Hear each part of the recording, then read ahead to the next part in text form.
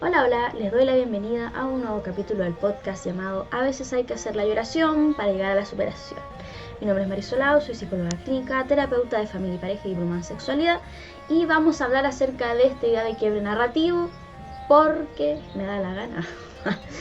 No, qué pesar. No, pero vamos a hablar acerca de eso porque en general debo decir que hay muchas personas que llegan al espacio de la psicoterapia individual habiendo vivido o estando en un proceso que altera la forma en que se han visto desde siempre.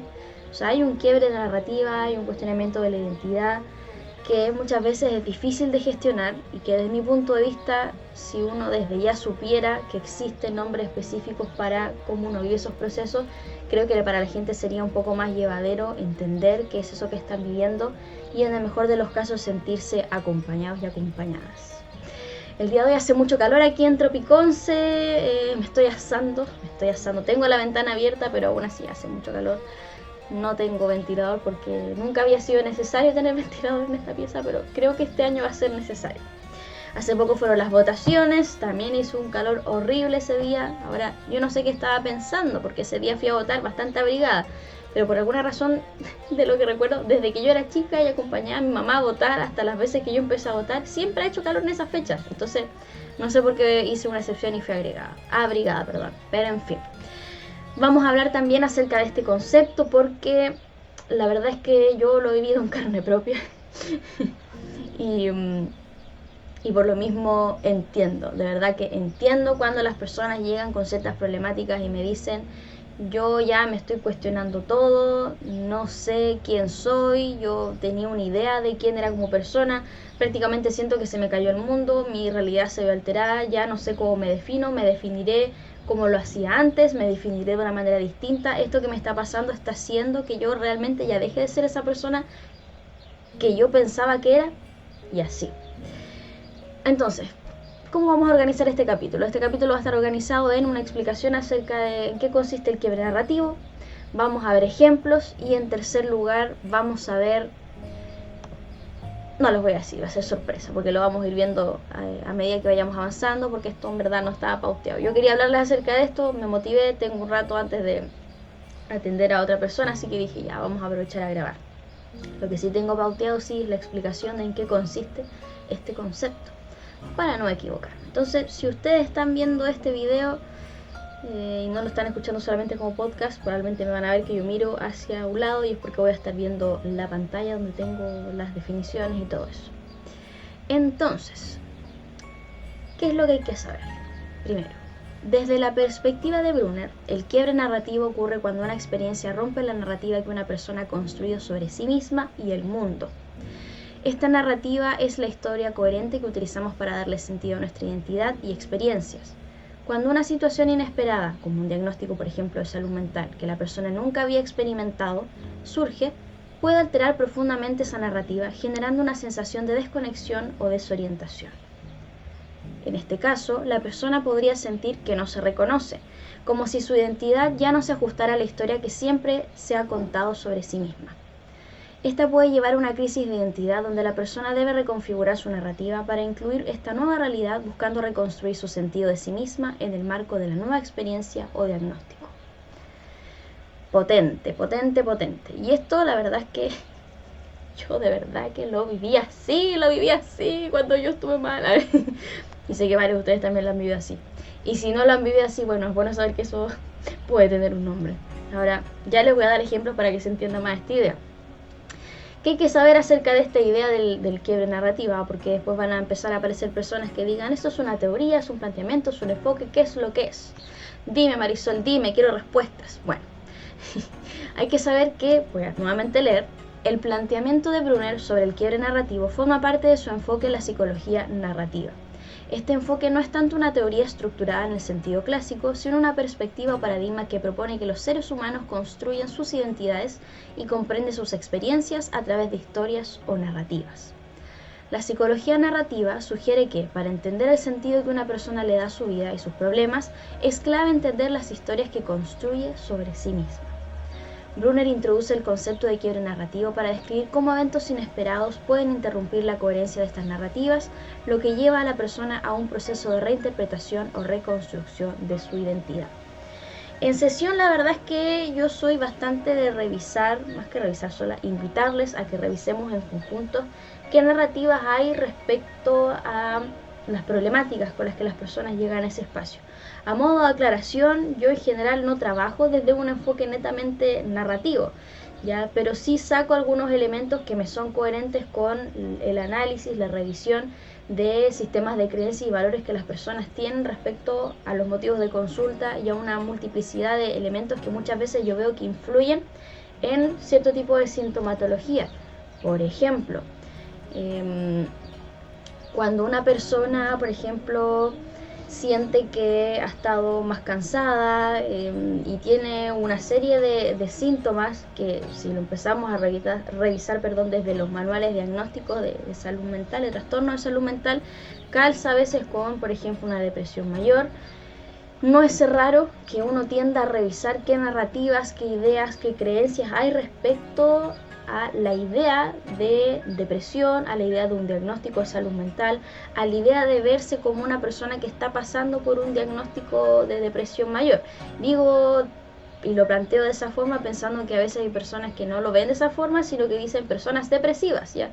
Y ahí ya se complica un poco la descripción y la narrativa y todo eso. Y reviso eso porque no es lo mismo que una persona vea el desarrollar algún tipo de patología como algo que bueno, está influenciado por una serie de factores, dificultad para tener cierto tipo de cosas, que además esto va a ser algo que le puede permitir crecer, aprender cosas en la vida, que va a hacer uso de las redes de apoyo, de todas las cosas que pueda tener a su disposición, tratamiento farmacológico, psicoterapia individual, etcétera, versus que una persona vea dentro de sus narrativas todas aquellas ideas o creencias en torno a desarrollar algún tipo de diagnóstico de depresión mayor, por ejemplo, como ser una persona débil, ser una persona floja, con falta de voluntad y una serie de connotaciones que lamentablemente a veces impactan de manera negativa en que tanto una persona a veces se puede sentir capaz de salir adelante de una situación teniendo todo un repertorio de cosas que le pueden ayudar a salir de eso, como también que pueda exacerbar a veces una sintomatología, etcétera, etcétera, etcétera. Entonces, por lo mismo yo tiendo a revisar qué ideas hay en torno a eso. Y esto no es solamente cuando hay algún tipo de desarrollo de diagnóstico o algo así, sino también a veces con cierto tipo de problemáticas que uno puede ver un tanto más sencillo no para la persona, sino que no hay un diagnóstico como tal que implique más elementos como tratamiento farmacológico y cosas así, ¿ya? Y dentro de esta idea del quiebre narrativo, que como yo les decía, no es que yo trabaje desde eso netamente, sino que tomo elementos, es que muchas veces las personas cuando llegan al espacio de la psicoterapia individual, ya sea porque hay alguien que los ha diagnosticado con algo, como porque ya la situación que está viviendo la persona le parece insostenible y necesita ayuda, muchas veces viene bajo esta idea de quiebre narrativo, es decir, todo lo que esta persona construyó como su identidad, como su historia en relación a cómo se desarrolla en el día a día, se ha visto afectada. Por ejemplo, algo bastante frecuente es cuando llegan personas a este espacio con o sin diagnóstico, ya sea de trastorno adaptativo, algún tipo de depresión o cosas así, llegan porque están totalmente agotadas, súper cansadas, con una labilidad emocional, muchas ganas de llorar que les cuesta controlar en cierto tipo de contextos de trabajo, familiares, amistad, etcétera. Llegan con esa idea, más que con idea, llegan con mucha angustia, mucha preocupación y con las siguientes frases: es que yo me desconozco, yo no era así, yo ya no sé quién soy, ¿será que ahora soy una persona que anda llorando por la vida? ¿Seré que soy una persona débil? Yo era una persona que siempre tenía las cosas bajo control, ahora siento que no logro controlar nada, ni las ganas de llorar, ni mi vida, bla bla bla. Entonces son cosas muy frecuentes, independiente de la multiplicidad de cosas o motivos que hacen que esas personas lleguen a ese espacio con esa narrativa. Y lo loco de esto, y de por qué también me interesaba poder conversar acerca de esto, porque esto es algo muy común, ¿ya? Cuando digo que es muy común, no va a quitar el hecho que la persona se siente disculpando la expresión, no, en verdad no la voy a decir, estaba que decía un garato, pero no lo iba a decir. El saber que esto es algo común no va a hacer que la persona deje de sentir lo que está sintiendo, pero sí le puede permitir entender que hay alguien que lo entiende, o sea, primero la persona con la que está conversando, en este caso conmigo, que yo entiendo que se pueda sentir así, porque lo he vivido, porque lo he visto, y porque además está teorizado de cierta forma, y el poder entender que eso para unas personas tiene un nombre o son cosas que permiten que uno entienda ciertas cosas, hace que sea un poco más llevadero, pensando en no te estás volviendo loco ni loca, tú sientes que te estás volviendo loco, pero no está pasando, o estás enviado pero no lo es suficiente. Y al mismo tiempo este planteamiento nos abre la posibilidad de, en el mejor de los casos, de a poco empezar a revisar todas esas ideas previas que tenías, que eran estas narrativas que teníamos construidas, que se quebraron, que se rompieron por estos cambios que se generaron en el caso de lo que yo les decía, por ejemplo, por estas ganas de llorar incontrolables, porque la persona ahora es más lábil emocionalmente, bla, bla, bla. Y a partir de esa revisión de lo que había previo, también revisar este quiebre que lo generó, también nos puede permitir construir nuevas narrativas en torno a eso, que muchas veces son mucho más amables y que de cierta forma dan información acerca de lo que no estaba tan correcto desde como lo no tan saludable, en estas narrativas previas que se quebraron a partir de probablemente situaciones que sobrepasaron a la persona, burnout, mucho estrés, etcétera, entre otro tipo de cosas. Les voy a dar un ejemplo respecto a eso, porque siento que cuando yo les hablo de esto, no sé qué tan familiarizados ustedes están con estas temáticas. Para mí esto es como súper obvio, porque lo he escuchado, lo he visto, lo viví, lo he trabajado y todo eso, entonces se me hace familiar, pero quizás no lo es tanto para ustedes. Entonces, por darles un ejemplo concreto, y lo voy a hacer con mi experiencia personal, cosa de no dar ejemplos de otras personas que a lo mejor o no me han dado su consentimiento para que yo hable acerca de esto, como porque podría inventar historias que sean demasiado parecidas a las de alguna persona que me haya comentado en sesión y no quiero que sienta que es su historia la que estoy contando. Entonces lo voy a hacer desde mi historia, como para que quede más claro. Y lo voy a plantear de la siguiente forma.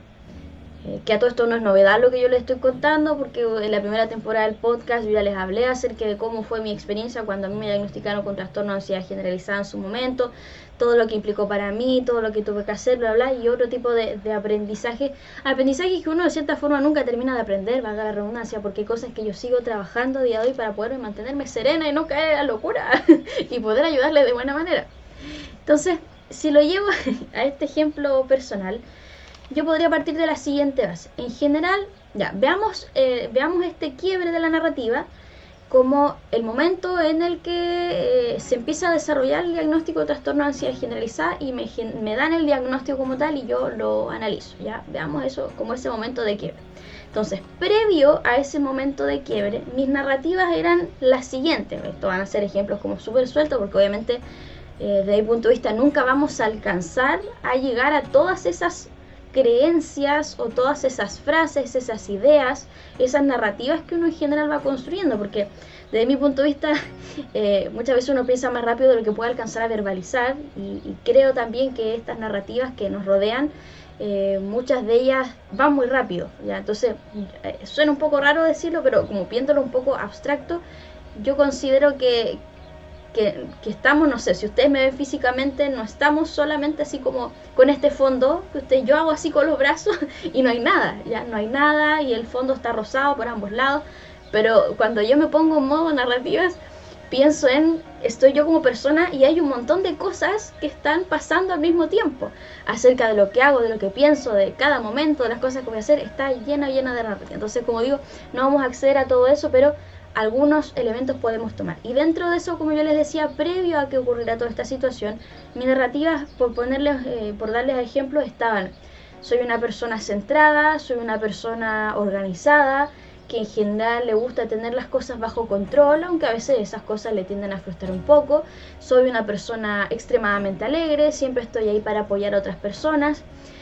cuido o trato de cuidar de otros y quizás a veces no me cuido tanto, solo que esto yo solo estoy agregando porque en verdad es lo que yo me doy cuenta con el tiempo, pero en su momento tampoco era tan consciente de esta narrativa. Una persona a la que le gusta su trabajo, que le gusta ir por sus objetivos, que está muy focalizada en las cosas que quiere hacer y que va, se le presenta y a morir, así. Yo en general, y no voy a decir que ya no soy así, porque gran parte de lo que es Marisol Lau, ay, sonó raro el micrófono, gran parte de lo que soy también mantiene algunos de esos elementos, porque en algunos casos ciertos elementos son funcionales y permiten concretar cierto tipo de objetivos. Ahora, ¿qué es lo que pasa? Que todas esas narrativas estaban dando vuelta y una vez que yo me empiezo a cansar, empiezo a presentar sintomatología que va asociada al trastorno de ansiedad generalizada, y que no vamos a entrar en detalle de cuáles son esos síntomas específicos, los criterios diagnósticos, ahí usted va y busca en internet o busca en el manual los criterios diagnósticos del trastorno de ansiedad generalizada para saber específicamente cuáles son. Ocurre todo esto y yo empiezo a presentar toda esta sintomatología y me empiezo a ver en una posición en la que no me había, en la que no estaba antes, en la que no me había posicionado nunca, porque ¿quién en su sano juicio va a querer estar así de mal? Yo creo que nadie. Yo creo que a la gente no se le ocurre estar así de mal, ¿ya? Y por algo también es tan chocante vivir algo así. Entonces, nunca había estado en esa posición, y el momento en el que me doy cuenta que estoy entrando en esa posición, empieza todo un proceso, valga la redundancia, de ir asimilando el parece que estoy entrando en esto, quizás me voy a quedar para tratar de entender si realmente es hacia esto que me estoy dirigiendo, que creo que estoy avanzando, que no es muy agradable que digamos, pero creo que me voy a mantener observando esta situación. Y avanzaba la semana y yo trataba de poner un análisis en eso para ver si realmente era así. Y dicho y hecho, ya cuando llegó un punto en que la situación me superó toda la sintomatología a flor de piel, claramente empezaron los cuestionamientos, hubo un quiebre de mi narrativa donde la persona, agreguémosle así como otra idea, fuerte, la persona fuerte, donde la persona fuerte ya no era tan fuerte, donde la persona independiente, que también es una idea que yo mantengo a día de hoy con Marisol, persona independiente, también previo a este quiebre narrativo estaba esa idea, pero esta persona independiente, a lo mejor ya no soy tan independiente, ahora estoy necesitando tratamiento farmacológico, estoy necesitando apoyo psicológico, estoy necesitando el empezar a contarle a mi red de apoyo que no me la puedo, que me siento vulnerable, que me es incómodo sentirme vulnerable, y no sé si eso es ser independiente o no, porque nunca me lo había planteado. ¿Será que me lo tengo que plantear? ¿Y qué pasa si ya no soy esa persona independiente? ¿Me gusta hacerlo o no me gusta hacerlo? Y ahí te entra toda la ansiedad, los cuestionamientos, ansiedad, cuestionamientos, todos de por medio. Después empieza a haber otros tipos de cuestionamientos de tu narrativa. ¿Será que yo no soy una persona fuerte? ¿Qué es ser una persona fuerte? Súmale en paralelo si estás en ese proceso de ir cayendo, literalmente tú crees que estás yendo a la locura, donde además tú quieres, como persona con narrativa de soy una persona organizada, soy una persona que planifica, soy una persona que tiene las cosas relativamente bajo control, se da cuenta que entra en un estado en el que nadie te puede asegurar cuánto tiempo va a ser el que tú vas a necesitar para poder realmente estar estable. Con suerte te alcanzan a decir, mira, el tratamiento farmacológico para que te haga efecto se requiere X cantidad de tiempo, podría ser que en el mejor de los casos sea de aquí a 6 meses, 1 año, 2 años, y aún así nadie te lo puede asegurar. Claramente se te va la punta del cerro todo eso. Entra el miedo, entra la angustia, entra con la sintomatología a flor de piel, la caca. Tú decís, ¿cuánto tiempo voy a estar así? Y en ese proceso en el que se te quiebra la narrativa, porque tú ya no sabes si eres como eras antes, ya no sabes si vas a volver a ser esa persona, ya no sabes si quieres, si es que está bien, pensando en que también esa forma de ser impactó o influyó en que tú llegaras a ese estado de deterioro en el que te encuentras. Todas esas cosas te cuestionan. También te cuestionan en cuanto a la parte emocional, pensando en mi caso, como persona bastante alegre, que yo después con terapia, con un montón de cosas, me di cuenta que no es que en general soy una persona que es bastante optimista ante las cosas, que trata de verle en la mayoría de los casos el lado positivo a la vida, a las cosas, Pero a veces también hay que aceptar que hay situaciones que son de mierda. Y hay que aceptar que hay cosas que no podemos controlar, y hay que aceptar que a veces vamos a estar tristes, vamos a estar enojados, que es válido, que no por eso somos menos personas y un montón de cuestiones. Cosas que yo digo ahora y que obviamente para probablemente todos los que estamos escuchando estas cosas es obvio. Pero en esos momentos, al menos para mí en su momento no lo era. Porque de definirme como una persona alegre, me empecé a ver como una persona que lloraba todos los días. Me empecé a ver como una persona que estaba muy conectada con la tristeza. Entonces me dije, si yo ya me estoy conectando tan seguido con la tristeza, ¿seguiré siendo una persona alegre? ¿Seguiré siendo una persona optimista? Y el cuestionarme algo así a mí me dolía mucho, ya, me dolía mucho. Yo lo veo ahora y digo como, por minimizarlo, pero como que lo veo de afuera y es como, ya como tanto.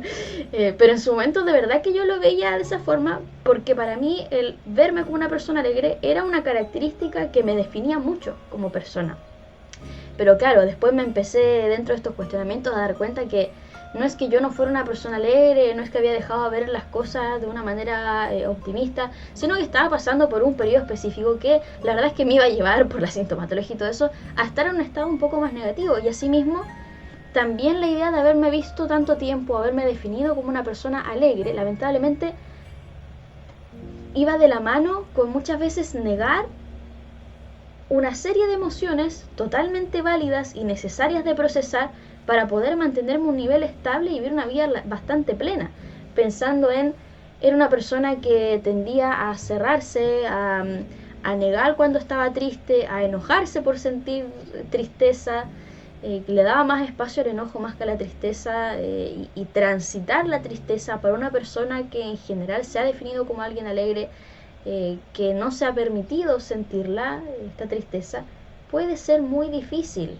¿Y qué es lo que pasa? Que a partir de poder identificar todas esas narrativas, ya sea dentro de la terapia, como fuera de la terapia, por un trabajo personal y ese tipo de cosas, me ayudó a poder crear una narrativa nueva que fuera mucho más amable, donde si bien hay elementos relacionados con ser una persona optimista, también está el abarcar la validación de otro tipo de emociones, que hizo que la narrativa fuera un poco más amplia, más neutra, más agradable como tal.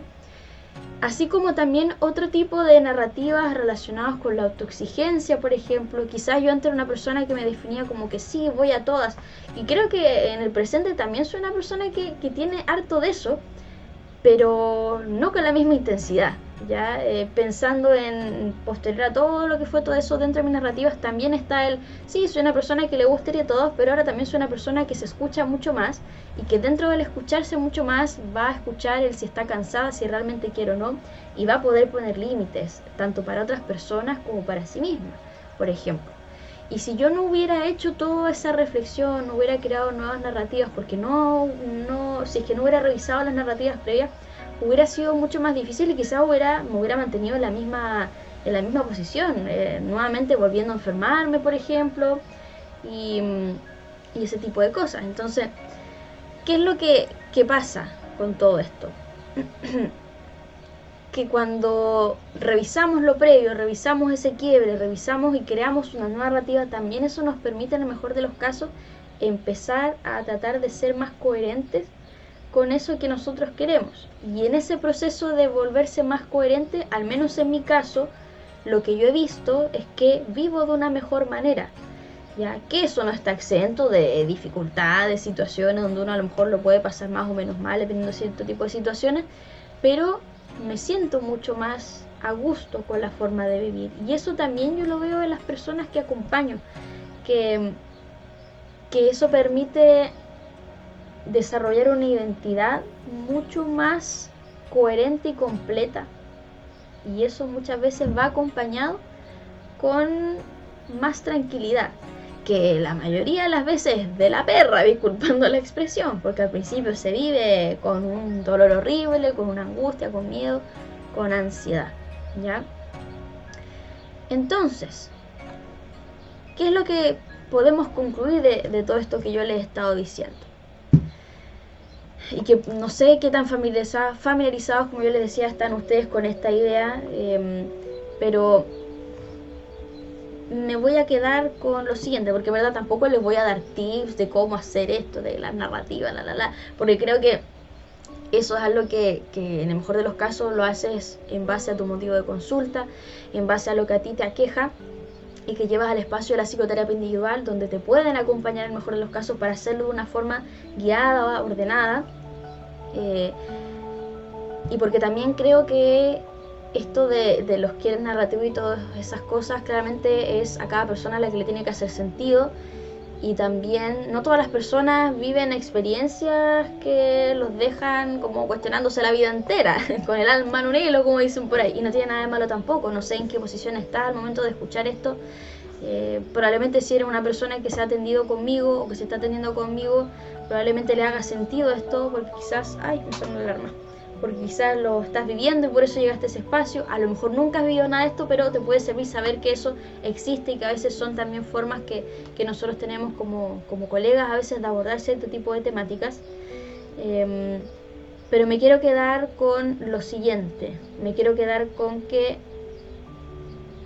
cuando a uno le pasan cosas que para uno son fuertes, que son difíciles de sobrellevar, no es raro que aparezca el cuestionarse 1000 cosas, no es raro que dentro de esos cuestionamientos aparezca también un cuestionamiento respecto a cómo nos definimos como persona, respecto a nosotros mismos, a nuestro entorno, a nuestras relaciones, a nuestros proyectos, etc. Y que acompañado a ese o esos cuestionamientos no es raro que haya miedo, angustia, ansiedad de por medio, porque quizás es algo que nunca nos hemos cuestionado, porque a lo mejor el cuestionarnos tantas cosas y ver las posibilidades de respuesta que tenemos nos puede asustar, no es raro que ocurra eso. Como también me quiero quedar con que cuando en ese proceso donde aparecen todos esos cuestionamientos, donde aparece la crítica, el cuestionamiento de la identidad, hacerlo acompañado de alguien a veces puede ser un poco más llevadero. No hace que dejemos de sentir miedo, no hace que dejemos de sentirnos con angustia, pero sí que puede ser más llevadero. Desde el momento en que contamos lo que nos está pasando, hay alguien que nos dice que nos está entendiendo, que nos está validando y que lamentablemente no nos pueden dar una fecha específica de cuándo eso va a dejar de pensarse de esa forma, pero que más personas lo han vivido y que por lo mismo podemos encaminarnos a algo que nos haga sentido y que nos permita que eso sea un poco más llevadero. A mí me hubiera encantado encontrarme con mi versión de hoy, en ese pasado, para poder decirme todo esto. Claramente eso ya no fue, ya pasó la vieja, como dicen por ahí. Claramente fue necesario pasar por toda esa situación, recibir todo el apoyo de mi psicóloga y todas esas cosas para poder hacer estas reflexiones que vi ahora, pero realmente me hubiera reducido bastante la ansiedad si es que alguien me hubiera dicho eso, porque a veces son cosas que para uno que está acostumbrado a trabajar con personas dentro de un espacio de psicoterapia es algo tan obvio, pero para el resto no lo es y a uno a veces se lo olvida. Yo trato de no olvidarlo. Yo trato de no olvidar que lo que para mí es obvio no necesariamente lo es para el otro, porque en su momento no lo fue. Y claramente hubiera marcado la diferencia que me lo dijeran. Entonces, creo que hacia eso quería llevar toda esta reflexión de lo que yo les decía, aparte de comentarles que me parece súper interesante que alguien haya planteado eso, y que también me parece muy interesante, siempre me ha parecido en general interesante qué es lo que pasa con el enfoque narrativo. No me he orientado lo suficiente, a mi parecer, en ese enfoque. Es algo que me gustaría hacer más adelante, porque creo que no solamente este planteamiento, sino otras cosas me han hecho mucho sentido en la práctica clínica y también en cuanto a desarrollo personal. Pero bueno, me he orientado a otro tipo de estudios y cosas, por lo tanto no he podido darle quizás la atención que me gustaría. Pero sí sería algo que me interesaría más en el presente. Sobre todo también, como ya esto es como chisme, pero sobre todo orientado a colegas, porque en general me ha pasado que cuando me he encontrado con personas que trabajan desde el enfoque narrativo, me he encontrado con gente extremadamente clara, que tiene un sustento teórico y tiene estudios y me da argumentos en cuanto a ese ejercicio clínico desde ese enfoque y me ha hecho mucho sentido, como también me he encontrado con todo lo contrario, o sea, como con gente extremadamente chamullenta. Incluso lamentablemente en proceso de formación formal, que me he encontrado con personas que trabajan desde ese enfoque que no han sabido explicar lo suficientemente claro y seguros de cómo es trabajar desde su enfoque, y me ha generado demasiada desconfianza. 5 minutes later. Pausa por el café. No, se había cortado el video. Entonces me parece muy interesante poder saber más al respecto, para entender también un poco, porque como digo, esto es parte del chisme, pero de verdad me genera mucha curiosidad que hace que haya ciertos colegas que les cueste explicarme más acerca de eso. ¿Y por qué me he encontrado con gente tan distinta? Porque me he encontrado con gente que trabaja de ese enfoque, que tiene mucha claridad acerca de lo que está haciendo, y colegas que en verdad me parece puro humo. No sé por qué. No soy la única persona que lo ha pensado, porque en esas instancias formales que yo le digo, me ha pasado que entre colegas y amigas decimos como que él no sabe mucho, o lo que nos está diciendo en verdad no es así, no nos queda muy claro. Pero justo se ha dado la coincidencia que dentro de ese espacio de formación ha habido otros colegas que tienen la misma formación y dicen, eso no es así, la terapia narrativa no es así. Entonces me genera muchas dudas. Pero bueno, cierro con este chisme porque me acordé de eso y me dio un poco de risa. Y es lamentable, encuentro yo como otro chisme, es lamentable cuando de repente tenemos personas que en su forma de hablar, de expresarse, incluso a veces de cómo se ven, lamentablemente como que tiñen un poco lo que uno puede asociar a ciertos enfoques terapéuticos. Es lamentable, pero se da bastante. Pero eso ya es otra conversación. Entonces, espero que este video haya quedado claro. Uy, los perros están haciendo como ruidos raros asociados a la bocina de la ambulancia. Pero bueno, en mi mente esta idea estuvo clara y al mismo tiempo no tan clara. Probablemente porque son las 7, ahora son las 7:06 minutos. Y he hablado mucho durante el día. Entonces puede ser que el cansancio ha hecho de las suyas. Como puede ser que a lo mejor escucho este video después y en verdad está súper claro. Que me ha pasado otras veces que grabo los videos hablando y después lo escucho y es como, no sonaba tan incoherente. Pero ya lo veremos.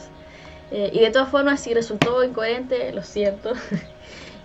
Tampoco quiero pasar a llevar a las personas que son y que trabajan desde este enfoque, que se abanderan por ese enfoque. Pero eso. Que a todo esto es una crítica que uno puede aplicar a todo tipo de enfoque. Y ni hablar de la crítica que le podemos hacer a los colegas, y me incluyo, de que no informamos acerca de qué enfoques trabajamos a la población, o qué enfoques son los que más tienen evidencia científica, y que la gente cuando pide horas no sabe con quién se va a atender, que hay enfoque. La gente no sabe eso. A veces la gente ni siquiera sabe que si tú llevas a tu hijo al psicólogo, la idea es que el psicólogo que lo atienda sea infanto juvenil y no un psicólogo de adultos, o viceversa. Mi familia no sabía que eso existía. Entonces, hay muchas críticas que se pueden hacer respecto a eso. Pero eso ya será historia para otro día. Ahora yo me iré a descansar unos 15 minutitos y después volveré a trabajar. Porque hoy terminamos a las 10:15 de la noche. Sí, señor. Nos estaremos viendo en el próximo capítulo. Adiós.